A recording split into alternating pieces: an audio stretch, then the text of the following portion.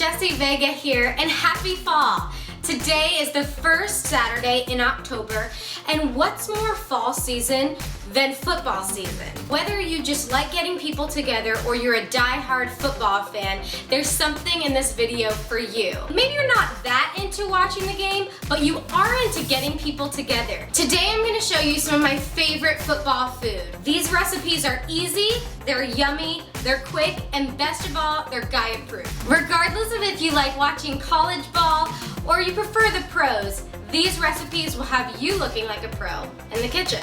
So let's get started. First, let's start with the dips. My favorite dip is a buffalo chicken dip. Some people refer to it as crack dip because you just can't stop once you start eating it. The ingredients are simple. We've got 1 softened block of cream cheese, 2 cans of white chicken breast, drained, a half a cup of cheese you're choosing. You could do cheddar. I do a Mexican blend for everything. We're gonna use a half a cup of Frank's Red Hot wing sauce, and then half a cup of ranch. We're gonna mix it all together in this dish, and we're gonna bake it for 20 minutes at 350 in the oven.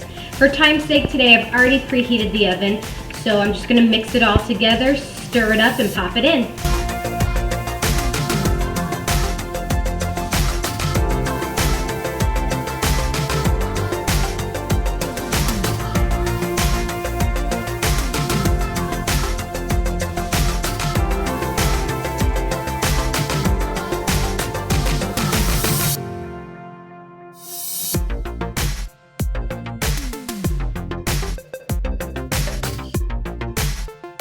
This next dip is super easy and a big hit for you cheese lovers like me. All you need is a block of Velveeta cheese and your favorite salsa, whether homemade or store-bought, totally doesn't matter. You can decide how much Velveeta you want to use based on how many guests you're having. I prefer to cut it up and have it cubed, that way it melts faster when I microwave it. So I'm gonna cut it up, stick it in the microwave, stop about midway through the 2 minutes, and I'm gonna mix it, pop it back in, let it finish. Once I'm done, I'm gonna add as much salsa as I want to it, mix it up, and it's ready to serve. So easy.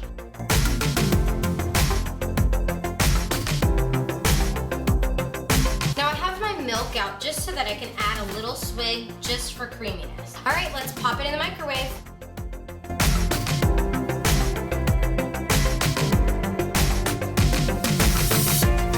Okay, so this is perfect. This is exactly what it should look like. It's gonna thicken up a little bit as it cools again. And so while it's hot, we're gonna mix in some of our favorite salsa.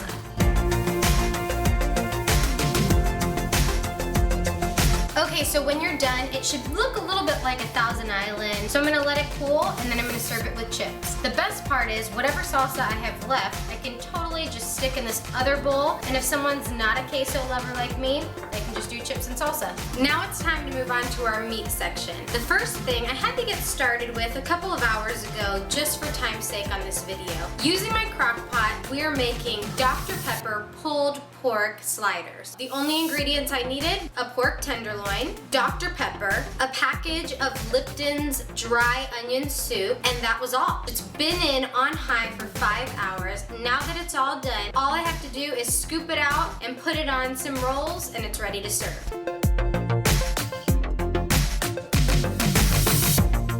This next dish is called tacos on the go. The first thing I'm gonna do is I'm gonna cook the taco meat. I'm using turkey, but you can use beef, chicken, whatever you want. Ground, of course.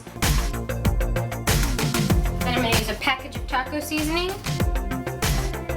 Let me tell you a little bit about what we're about to do. We're gonna open these bags. I have a Cool Ranch Doritos, I have a spicy nacho Doritos, and I've got Fritos. I'm gonna open each of the bags. We're gonna put in a little bit of meat, a little bit of lettuce, sour cream, cheese, tomatoes, and voila, you've got tacos on the go. No plates involved, so it's the easiest cleanup ever. When they're finished, you just throw away the bag. The meat's ready, so let's do this.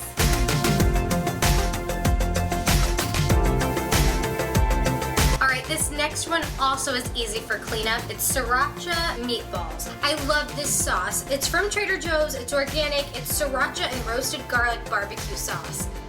Yum. I call this recipe Eric's Sweet and Spicy Meatballs because my friend Eric is the one who taught it to me. So shout out to Eric Yamagata. This is awesome. Guy approved for sure. So the first thing we're gonna do, we're gonna turn on the meatballs. I've got about half of of the sauce here in this jar, and I'm gonna fill it up the rest of the way with some water. Most times you probably put the sauce in, then add the water, but I think it makes it so much easier to get the sauce actually out of the jar if I just mix it in beforehand. So let's add it, and then we'll let them cook. So we want to make sure that all the meatballs are covered in the sauce while they're cooking. These were frozen ones, and so they're already fully cooked. We just want to make sure that they thaw all the way through and get heated up. I'm going to go ahead and cover them and leave them for just a few minutes. Okay, so the meatballs are all done, and now all I'm gonna do is I'm going to use a toothpick to poke each one and put it on a plate, and they're ready to serve.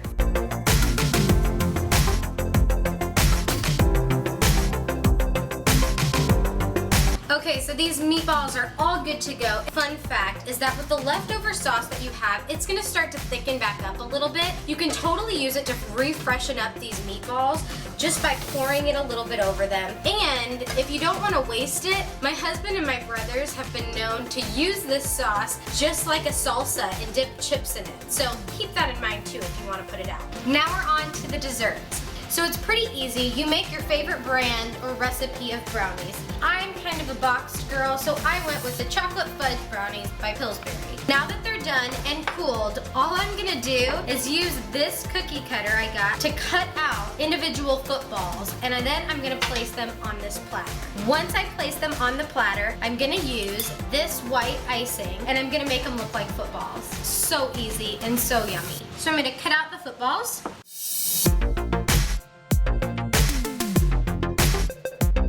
Okay, so don't get afraid that they're gonna fall apart. Here's my secret of how I'm getting them out. So when I push the cookie cutter down, I'm gonna wiggle it around, make sure the bottom comes loose, and then pick them up and they'll stay in. And I can just pop them out. Voila! So I chose a green platter just because it kind of mimics grass. But now we're ready to decorate them. It should be quick, easy, don't think too much into it, don't be a perfectionist.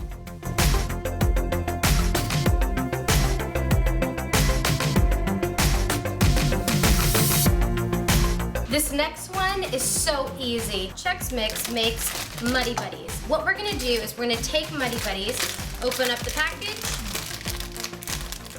dump them in a bowl. Then we're gonna open up M&Ms. You can do the peanut ones, peanut butter ones, crispy, pretzel, whatever you like. You're gonna open them up, and then you're gonna choose your team's colors to mix in with the Muddy Buddies. Almost every team has at least one or two M&M colors, since these are primary colors. If you represent the Gators, you could do blue and orange. If you represent the Patriots, you could do red and blue. I happen to represent a few different teams, but today, for the sake of colors, I'm gonna represent the Seattle Seahawks. So I'm gonna choose all the blues and all the greens for the Seahawks today and mix them in. All done. See, looks so festive, right? One last thing we don't have time for today, but if you're looking for a healthier option, you can totally take strawberries, meltable chocolate, heat it in the microwave, stirring every 30 seconds until melted, dip a strawberry, let it cool, and then use that same icing or white chocolate to make those look like footballs too. That would be a healthier, super easy option for desserts. I hope you enjoyed this week. Thanks so much for tuning in. Maybe you can make one dish and take it to somebody's party, or make all of them if you're hosting your own. And even if your team doesn't win this weekend, I hope you'll have a blast because at least your taste buds will be winning, right? Enjoy the weekend, and until next Saturday, I hope you have the best days yet. Bye!